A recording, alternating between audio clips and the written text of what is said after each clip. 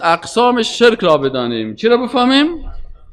اقسام شرک علما به دو دسته تقسیم کردن، یکی شرک اکبر است و یکی شرک اصغر. شرک اکبر انسان از دایره دین میکشه. یعنی شرک اکبر چی است؟ انسان بیخی از دایره دین اسلام چی میکنه؟ میکشش، کافر میشه، که ابو جهل و ابو لهب حشر میشه. و شرک اصغر چی است؟ شرک اصغر ای است که گناه کبیره هست، لکن چون از گناه کبیره هم که گناهش زیاد است، بازورش شرک اصغر میگن. انسان از دایره دین نمیکشه، لکن راه هست برای گناه به شرک اکبر، دروازه را باز میکنه. این حال شرک اکبر چی است؟ میگه گرفتن شریک با الله در ذات، صفات، افعال، عبادت و شریعت. در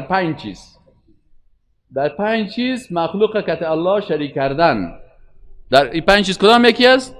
اولش در ذات است، دومش صفات، سومش افعال، چهارمش در عبادت، پنجمش در شریعت. این باز هم تو میای در قواعد بعدی میای.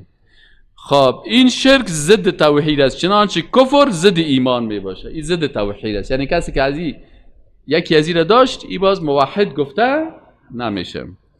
شرک اصغر آن است که وسیله برای شرک اکبر می شود و یا وسیله برای واقع شدن به آن می گردد، و یا این که در آیات قرآنی و احادیث نبوی به آن شرک گفته شده ولی به اندازه شرک اکبر نرسیده باشه. بعضی چیزها هست که چی کرده؟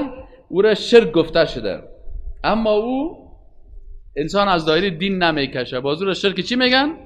شرک اصغر ورته وایي، شرک اصغر.